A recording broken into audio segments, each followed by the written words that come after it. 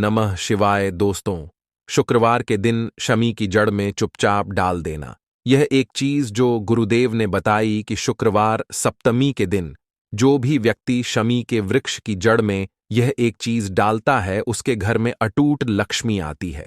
उसके घर में कभी भी कोई कष्ट परेशानी नहीं आती है।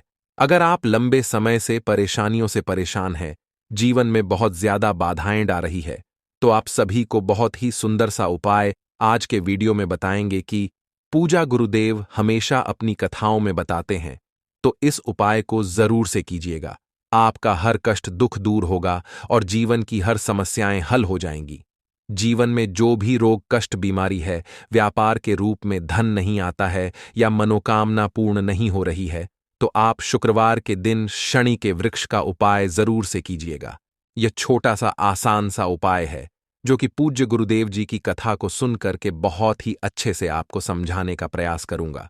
तो उससे पहले वीडियो को लाइक करके चैनल को सब्सक्राइब जरूर से कीजिएगा और इस उपाय को ज्यादा से ज्यादा शेयर करके अन्य लोगों तक पहुंचाएगा। दोस्तों, शुक्रवार के दिन शाम को करना है या सुबह करना है, यह भी मैं आपको बताऊंगा।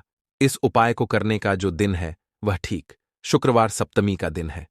तो सबसे पहले आपको लेना है लौटा स्टील का ले जरूरी नहीं कि स्टील का ले, आप अन्य धातु का भी ले सकते हैं, कुछ भी ले सकते हैं। बस एक चीज का ध्यान रखना कि वह जो भी पत्र आप ले रही है वो बेलपत्र का ना हो तो कोई सा भी ले लो। फिर आपको उसे कलश के अंदर जल भरना है, यानी कि जो बर्तन आपने लिया है उसमें जल भरना है। किसी के अंदर आपको दूध डालना है। दूध कच्चा दूध होना चाहिए, गौ माता का होना चाहिए।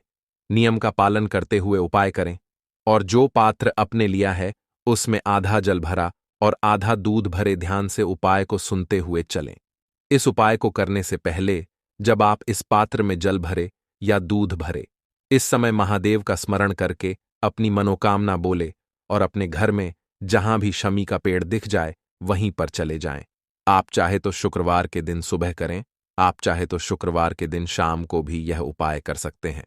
कोई समय सीमा गुरुजी ने नहीं बताई है, दोनों ही समय उचित है। अगर घर में शमी का पेड़ नहीं है तो भी आपको टेंशन लेने की जरूरत नहीं है। आप इस उपाय को बेल वृक्ष के नीचे या तुलसी के पेड़ के नीचे कर सकते हैं। बहुत ही अच्छे से समझाने का प्रयास किया है, करके देखिएगा। उपाय बहुत जल्दी से लाभ देता है और हर कार्य आपका सफल हो जाता है। अगर आपके घर में काली मिर्च है या आपके पास में लौंग है तो आपको इनको लेना है और थोड़ा सा गंगा जल भी आपको लेना है। इन सभी सामग्रियों को लेकर के बराबर मात्रा में आप किसी भी शमी पेड़ की जड़ के पास जाइएगा और इन सभी का भोग अपनी मनोकामना बोलते हुए सभी वृक्ष में जरूर से लगाइएगा। शमी वृक्ष का यह उपाय आपकी हर मनोकामना को तो पूरा करेगा। आपको शमी वृक्ष में घी का दीपक, तिल का तेल का दिया गोल बाती का बना करके लगाना है। फिर आप शमी पेड़ की जड़ में लंबी बत्ती के दीपक जलाएं। उस समय इस बात का ध्यान रखें कि गोल बाती नहीं लगानी है, क्योंकि लंबी बाती मां लक्ष्मी के लिए लगाई जाएगी। इस बात का ध्यान रखें और उसज जड़ में भोग जरूर लगाए जो पास में लौटा जल आप लेकर गए हैं। उस पात्र को उस स्थान पर जहां भोग लगाया है वहां पर जल समर्पित करते हुए अपने जीवन के काष्ठों का स्मरण करते हुए जीवन की सारी समस्या का समाधान पाने के लिए बोलते हुए अवधूतेश्वर महादेव का नाम लेकर कि यह उपाय करना है। जो भी व्यक्ति शुक्रवार के दिन शाम के समय प्रदोष काल में यह उपाय करता है, उसके घर के सारे कष्ट, रोग, बीमारी, प्रॉब्लम, समस्याएं बहुत जल्दी खत्म हो जाती है।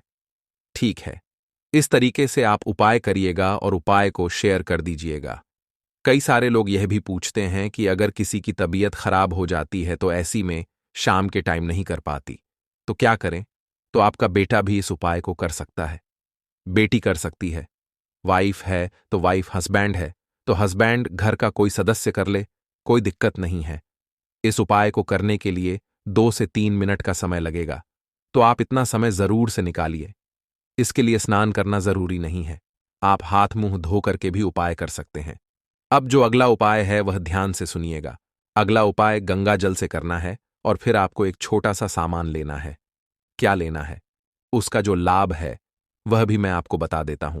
जैसे कि आपके घर में सभी लोग खुश तो रहती हैं, अगर नहीं रहती है, उनको खुश रखना चाहते हैं या घर की बीमारी, रोग ज्यादा बढ़ते जा रहे हैं, उनको दूर करना चाहते हैं, तो आप लोग घर में जो भी बीमारी है या जो भी लोग उदास रहते हैं, जिनके घर में रोग नहीं होता, वह लोग हमेशा क्या करते हैं?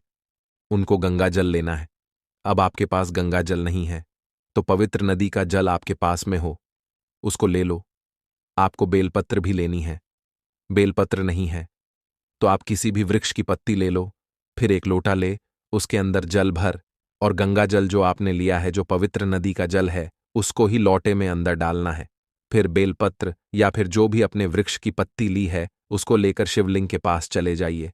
वहां जाकर के जितनी भी बीमारियां हैं, जो भी परेशानियां हैं, उन सभी बीमारियों का नाम लेते हुए मणिभद्र भगवान का नाम लेना है। और जो बेलपत्र है, वह बेलपत्र आपको शिवलिंग के ऊपर चढ़ाना है। पहले समझो, कहीं और नहीं चढ़ाना, शिवलिंग के ऊपर चढ़ाना है। बिल्कुल, यह मेन चीज है, शिवलिंग के ऊपर ही चढ़ाना है। अब ध्यान से सुने, अगर बेलपत्र नहीं है तो जो भी पत्र आपने लिया है शमी का या कोई अन्य वृक्ष की पत्ती है, तो उसी को जरूर से बेल वृक्ष का भाव रखते हुए समर्पित करें। तो इस तरीके से आप जो है शुक्रवार के दिन यह उपाय करें। देखिए, यह उपाय शाम के समय करना है और जितना हो सके प्रदोष काल में करने की कोशिश कीजिएगा। आपको जरूर से इसका लाभ प्राप्त होगा। आपकी हर मनोकामना पूर्ण होगी और आपके ऊपर हमेशा भगवान की कृपा बनी रहेगी। कभी आपको किसी भी चीज की कमी नहीं रहेगी। हर कार्य सफल होता रहेगा। कोई भी कार्य अगर आपका ज्यादा बिगड़ा हुआ है, तो वह कार्य भी बनना प्रारंभ हो जाएगा।